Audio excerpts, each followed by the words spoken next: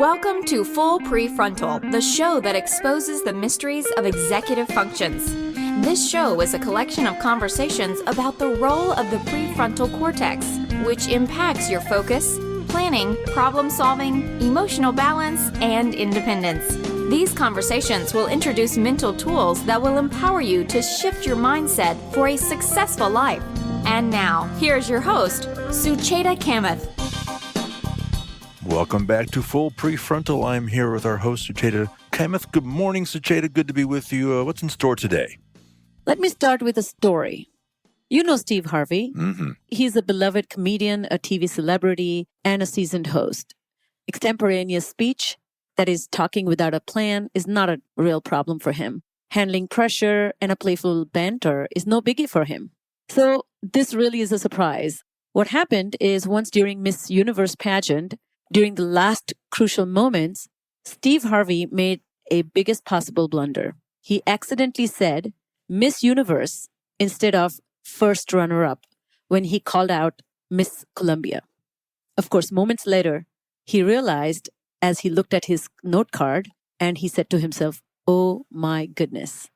Later on, as you can imagine, this created a major havoc on the stage as two ladies, one is crying with happiness, one is crying with joy, turns out is not the right winner.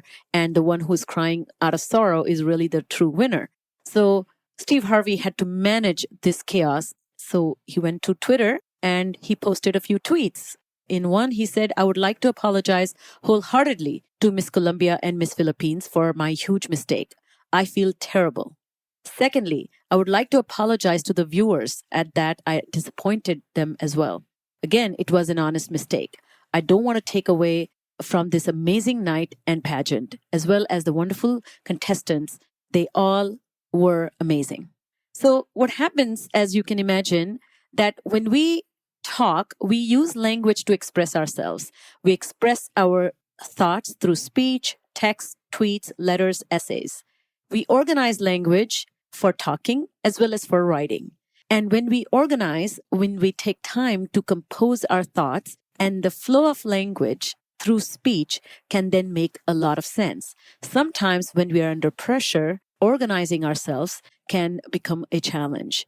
And a lot of executive functions go into it. So the reason I bring up Steve Harvey is he's a veteran and seasoned comedian, so who knows how to make people laugh. He knows how to manipulate language to have a desired impact. But when you run into a problem, you have to quickly use the same abilities and skills to redirect the attention of his listeners and audience to the right intentions that he have. So we use language to impact our listeners, to convey our intentions and to persuade them, to help them manage their emotions while we are managing our emotions using language. And who better than Dr. Bonnie Singer, who's going to talk about this topic of impact of language on our executive functions and their relationship to each other, and how teaching children these abilities can really improve their learning skills. Well, I certainly remember that story about Steve Harvey, and it's fascinating to me how through even stories such as that, we can learn things about executive function. So very much looking forward to this conversation. Let's get to it. Here is Sucheta's conversation with Dr. Bonnie Singer.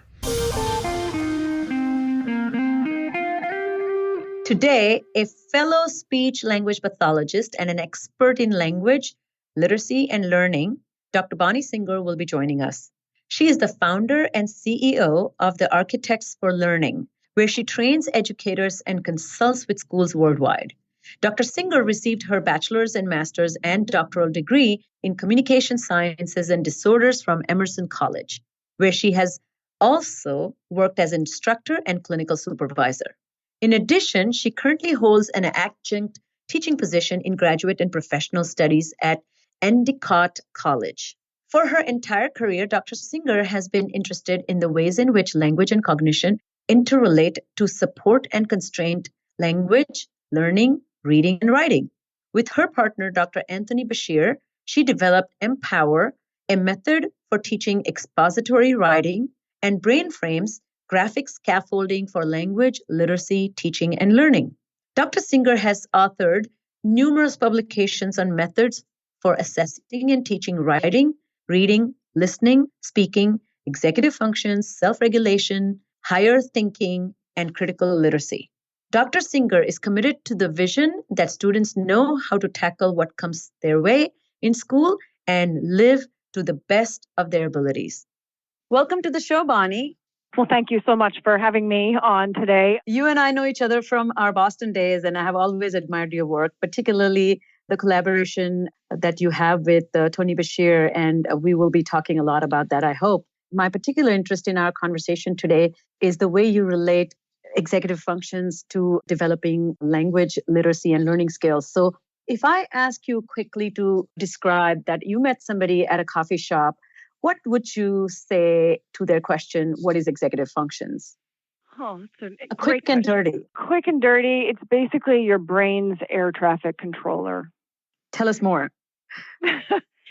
It's beautiful. I get it. You're an air traffic controller. You said short. So quick and dirty.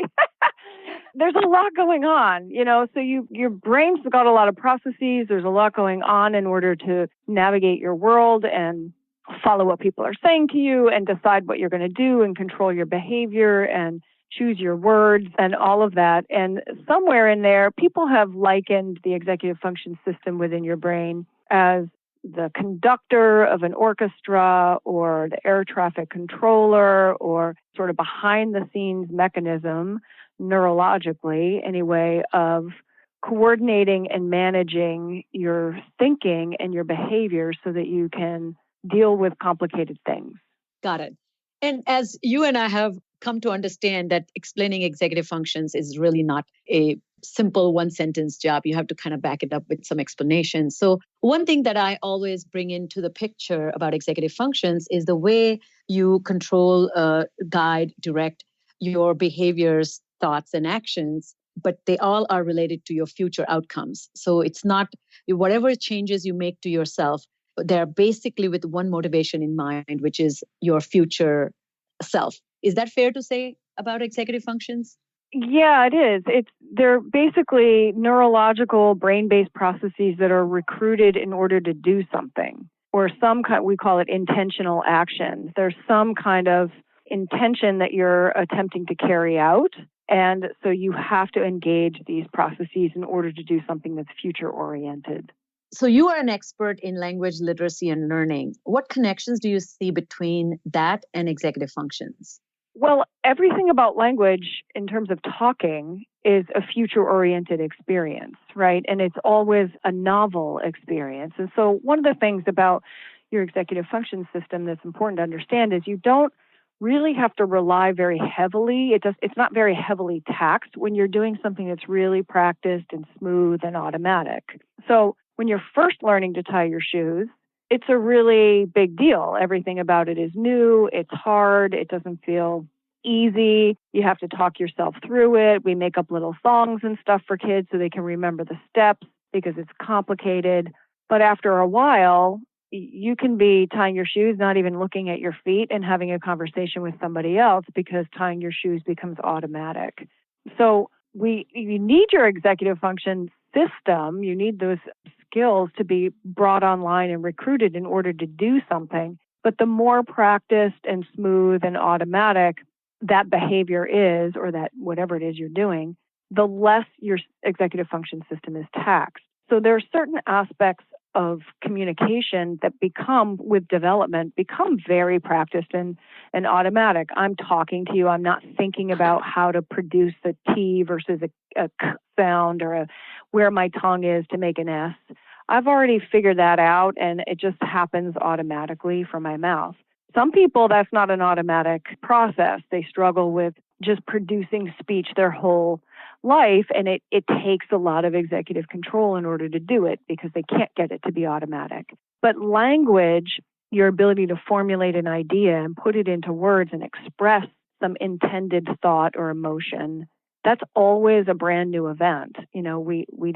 Our conversations are novel every time we go to say something and interact with somebody or express ourselves on paper, aside from like your signature, which can become automatic. Formulating a thought is always a brand new experience. And so you're never on automatic pilot when you're going to communicate. Your executive system is always engaged in order to be able to be an intentional communicator. Right. So in other words, this can be explained like if I go to Starbucks and my favorite drink there is iced green tea without any syrup, every time I pull around, it's a well rehearsed, well thought out, but it's predictable and same response. So there's nothing novel, nothing. It's smooth and automatic. And so producing that speech every time at the Starbucks window is part of that automatic response. But then take the a flip side of this, like a little experience of going to Target and I have to return an item without a receipt. Now I have to plan and organize how I'm going to convince the person, when do you think approximately I bought it, or which credit card I use it. So that requires a lot of organizing my thoughts and ideas to create a good sequence so it's cohesive, it's meaningful, and it is novel. So I definitely will be a lot more slower than delivering that order at Starbucks. Correct? Yeah, it may not be slower. It's just you're taxing your executive system more in order to do it.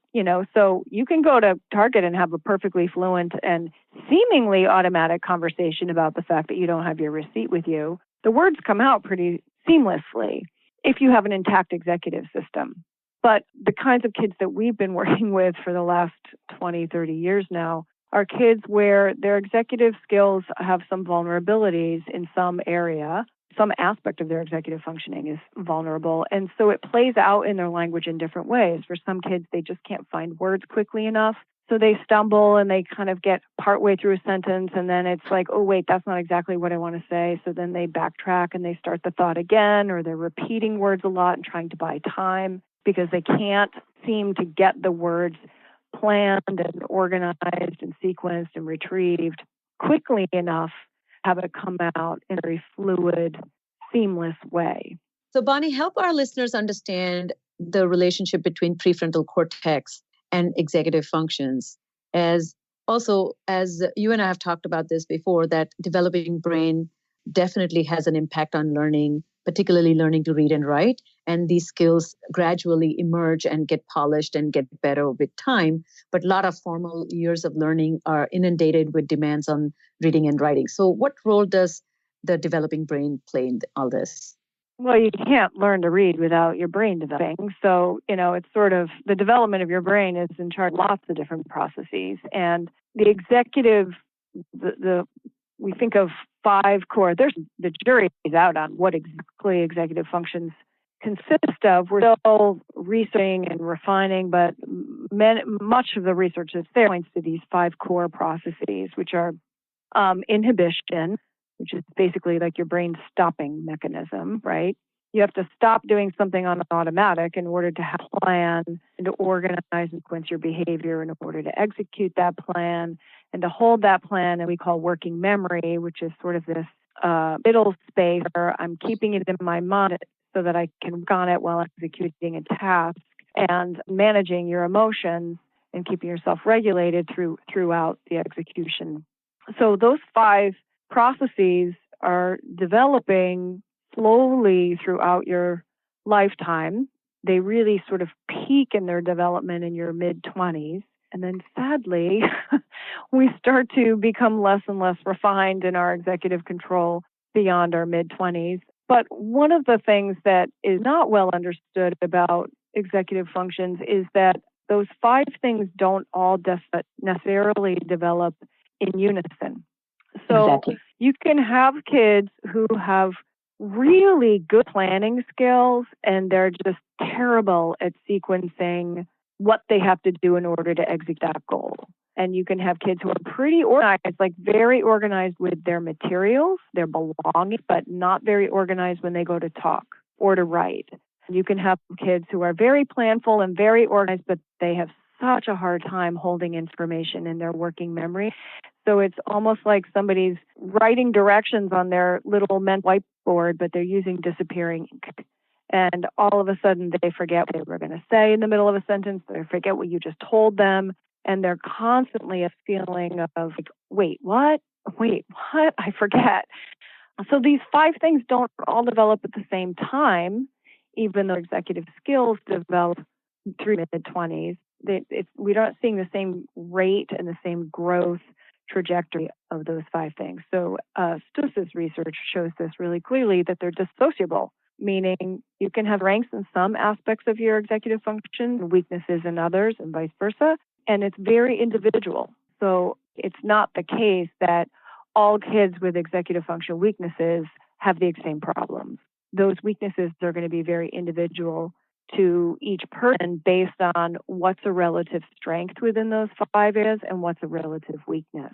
But you've got to engage all of those skills in order to learn to read, in order to learn to write, in order to do math, in order to acquire any kind of new knowledge, because you have to stop being on automatic pilot long enough to take it in, and then to be able to demonstrate what it is that you know and understand. All of those skills get recruited when we go to explain who Alexander Hamilton was and write a paper about what his major accomplishments were. Anytime we go to use language in a productive way to demonstrate our knowledge and our understanding, we're having to engage our executive function skills in order to do so. So there's a real tight relationship between the executive function system, the language system, and just our rate and growth as learners. Yes. And what you mentioned about these 5 pillar skills of executive function, that response inhibition, that means you have a good plan and you know it's time to employ the plan. You even have, for example, a graphic organizer. People have told you again and again, make an outline. When it's time to do it, if you don't inhibit, which is you don't stop yourself from doing what doesn't work for you and shift and do what is recommended for you, then you are going to be in the same pickle, which makes you a less successful student. So that brings me to the next question. Typically in your work, what does a struggling student look like? And can you help our listeners distinguish between academic struggles from social or emotional struggles? It's so unique because when you really find yourself sort of late, lost, and unprepared, because a little disorganized and behind the 8 ball, and time management is difficult, and just organization across the board may be challenging. It shows up in different ways for kids, but the common themes that we encounter here for kids with executive function is time is somewhat elusive. A lot of kids have a really hard time managing time, knowing how much time it takes for them to do something like their homework. They have a false sense of like, oh, it's only going to take me 10 minutes. And really, writing an 8-page paper takes more than 10 minutes, So their ability to estimate the amount of time something takes is difficult. Their ability to manage themselves in relationship to time demands and when things are due is challenging. Coming up with a system for organizing themselves, organizing their tasks, and making sure that they are monitoring what's due when and getting those things handed in. Those things are really challenging. Lots of times we see kids here in my office, they get their homework done. They diligently do their homework, but then somehow the homework either gets lost between getting it done and get back to school, or it never makes it out of their bag to complete the process of that expected behavior. So we see kids that just aren't really able to consistently sort of manage the expectations of school and the systems of school and the regularities of school consistently enough to demonstrate how bright they are. A lot of these kids are very, very bright, very, very capable in terms of their capacity to think and reason. Many of them have very good reading. Some kids have poor reading skills, and it's impacting, the executive challenges impact their academics, but it depends what aspects of executive function are. When we see kids with working memory limitations, oftentimes we also see comprehension challenges because they just can't hold that much information in their head before they forget. So the way that kids with executive function challenges are going to look at a classroom really depends on what aspects of executive function are hard for them. And it's very unique to an individual. I would say reading comprehension, time management, and organization of behavior, either like knowing how to attack a complex task, like sequencing the steps involved to do something complicated, or organizing your stuff, your materials, can be hard. Yes, and I think you hit on a very important point, I think, is collectively these students are not demonstrating that they have the skills and capacity to manage expectations of the schools or keep up with the systems that make them a reliable and consistent student. But, at the end side, it creates a big problem because the teachers and educators are left to kind of deal with this. A student who has capacity but is not consistent. And the only way conventional wisdom says I can interpret that is, are you being intentionally difficult? Or why are you not doing what is good for you? Or just lazy, or you don't care. It's very easy to blame the student. Yep. So how can we, where is the disconnect? Why are educators, so people like you and I, we have the background in speech and language pathology, we have expertise in executive function. And when we go and educate and train the educators, a lot of my training focuses on particularly the social cognitive aspect of the prefrontal system was developed to help humans manage their relationships. So if you look at the evolutionary reasons for that, and one of the biggest success, what makes the students experience success is the way people perceive this difficulty to be real. And so I spend a lot of time explaining to teachers how this is real. How do you see, what tends to be your focus with your educators when you're dealing with them? The predominant thing that I focus on when I'm training educators, teachers, not speech language pathologists, but teachers, special educators, and that sort of thing. The two things that I spend most of my time working on is assisting them with developing kids with their writing, because writing is a major, major, major demand on the executive system. So we've developed some very specialized treatment methods and instructional routines for teaching writing, but both writing and organization of language. That's the predominant place where I can get an angle in with teachers. But how do you explain to them why to do that? Because I definitely want to talk to you about how you do that, but how do you get them to understand why that relates to executive function? And this will remediate that student's capacity to be inconsistent. Mostly I just focus on the thing that the kid can't do, not the executive function. The backdrop of it is there are executive function weaknesses here, probably. This is how your executive function system works. This is how it's related to writing. But the thing that teachers are concerned about is this kid can't write. I can't understand what he's trying to say. It's totally disorganized. It doesn't make any sense. So if you address the problem that the teacher is having, which is this kid's writing doesn't make any sense, so let me tell you what you can do as a teacher to help this kid's writing make some sense and have some organization coherence to it, they're willing to do that. But working on executive functions for the sake of working on executive functions, I don't think that people have really bought onto that. Sometimes parents will call and say, well, we'd really like you to address the executive function piece. And I spend a lot of time explaining to parents that executive functions aren't a thing. It's not like a thing you go buy at Target. Like, I'd like to get some executive function skills. Like, well, no, they're recruited to do something, right? Exactly. So what is the something that the student is having trouble doing? And let's look at that something and analyze it for what its executive demands are, and then look at what the student is bringing to the table in terms of capacity to meet those executive demands and where that student is falling short, and then what needs to be done in terms of providing outside structure or some sort of remedial therapeutic approach or some additional strategies that we teach the student to employ to shore up that gap between these are the demands, this is what I'm bringing to the table, and this is what I need to do.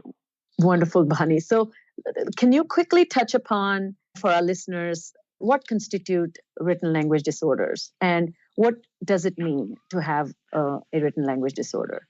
Oh, my goodness. That is a really loaded question. Yes. And I'm gonna give you a really provocative answer that is probably not going to be particularly popular with many of your listeners. But I actually don't believe in the existence of a written language disorder. Go for it, Bonnie. Explain. So if you look at the DSM, which is Diagnostic and Statistical Manual, it's like our Bible of, diseases that you can have, yes, right? And the criteria for each of those diagnostic labels. The criteria for a disorder of written expression is that the difficulty that the student is exhibiting with writing cannot be accounted for by any other cognitive limitation or limitation of instruction.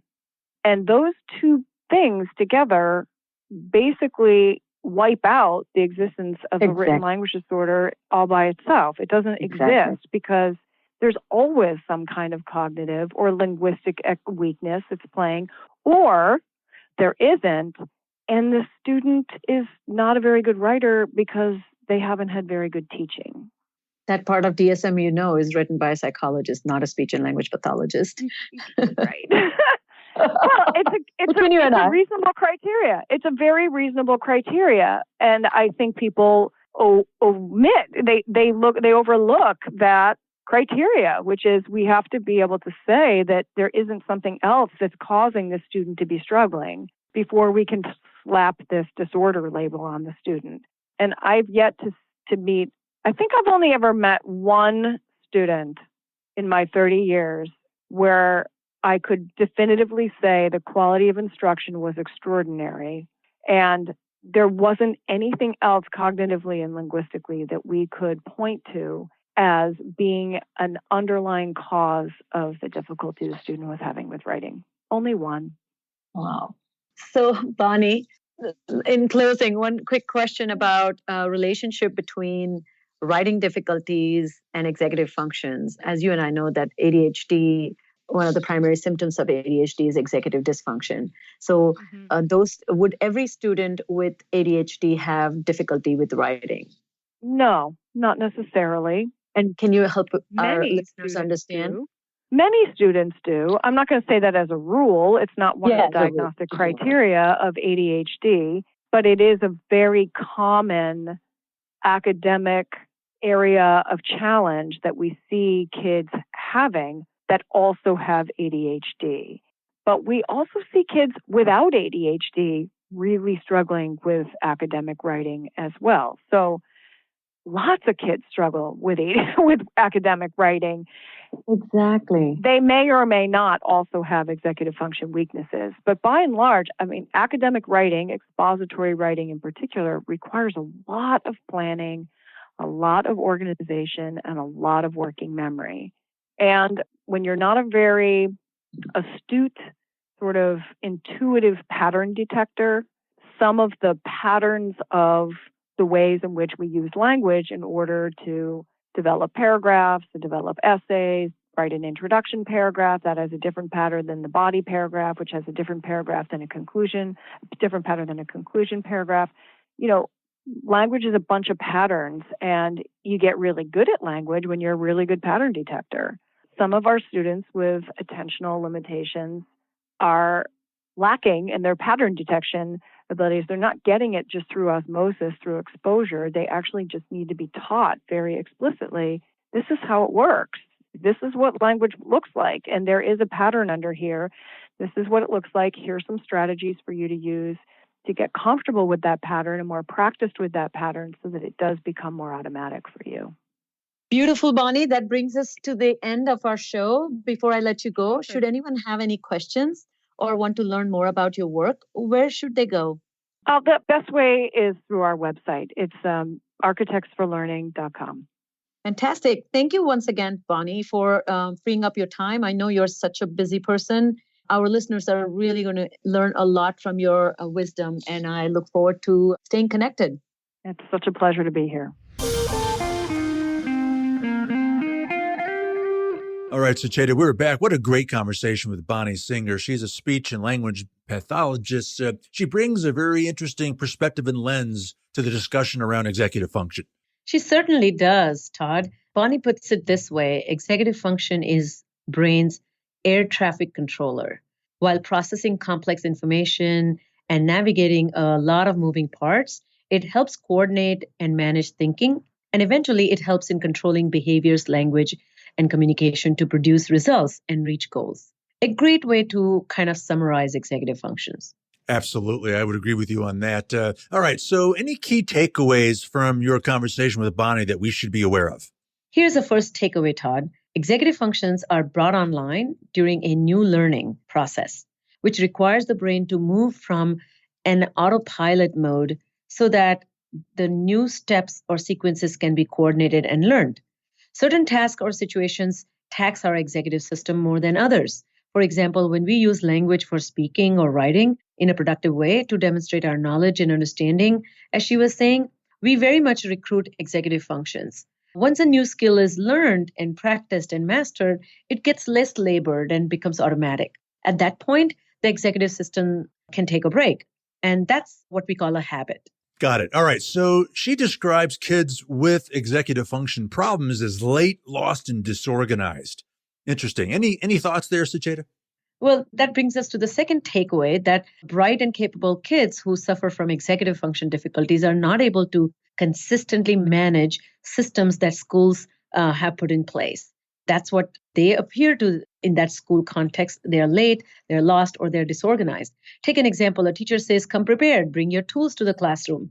She says, submit your homework through the school portal before Thursday. These are the kind of expectations that are simply expressed in one word, but the student has to manage himself and he has to change his behaviors. He has to orchestrate his actions to actually yield all the things that he needs to do so that he can actually submit the homework through the portal on Thursday. For the kids who have executive function problem and yet bright and capable, time is elusive. They have tremendous difficulty gauging time or estimating how long something will take. And this leads to this false sense of guesstimation and something that should take really 2 hours. They have kept aside only 15 minutes. They go upstairs to their rooms and they come down within 5 minutes saying that I finished studying.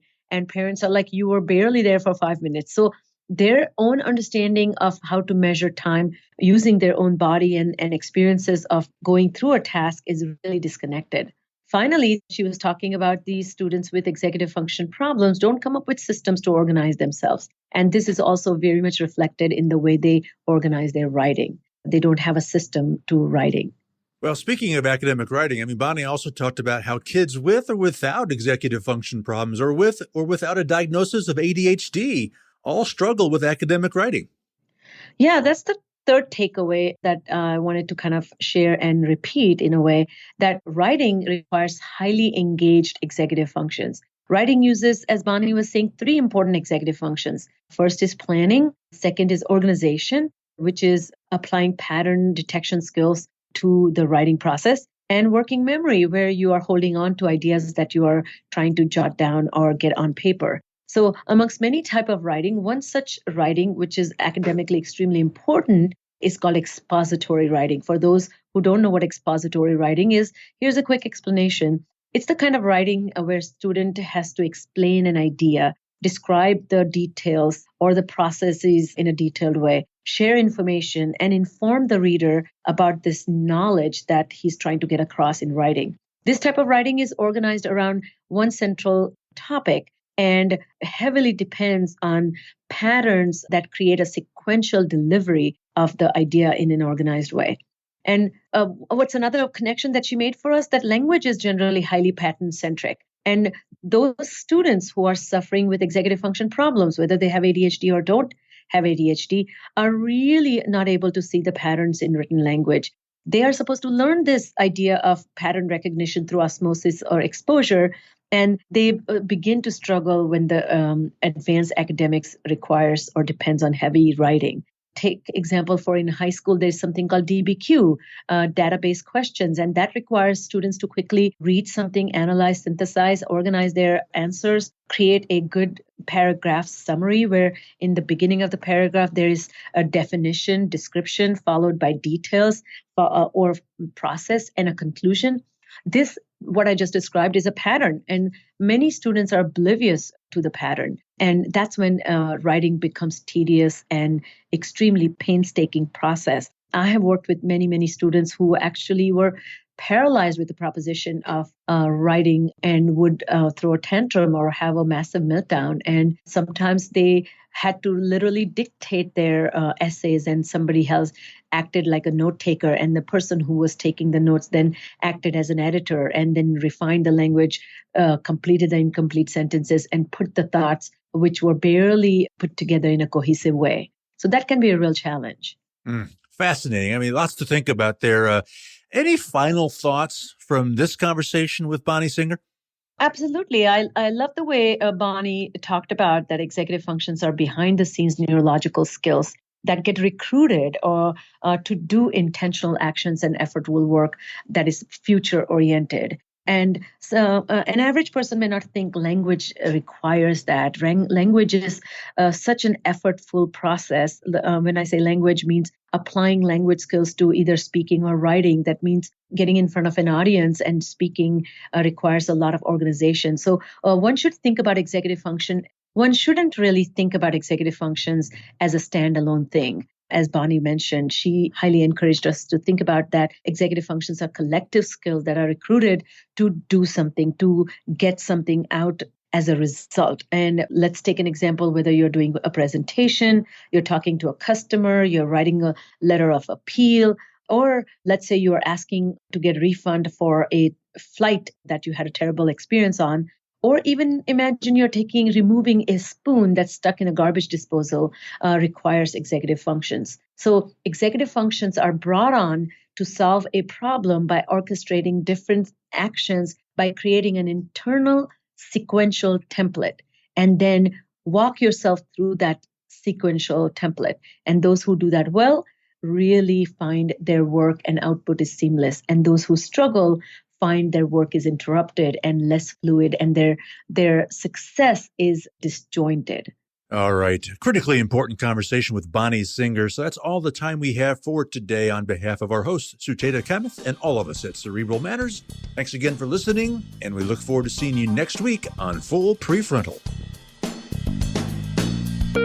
Thank you for listening to Full Prefrontal, exposing the mysteries of executive functions. To contact our host, Sucheta Kamath, and learn more about her work on improving executive functions, visit her website at cerebralmatters.com. That's cerebralmatters.com. Tune in next week for the next informative episode of Full Prefrontal.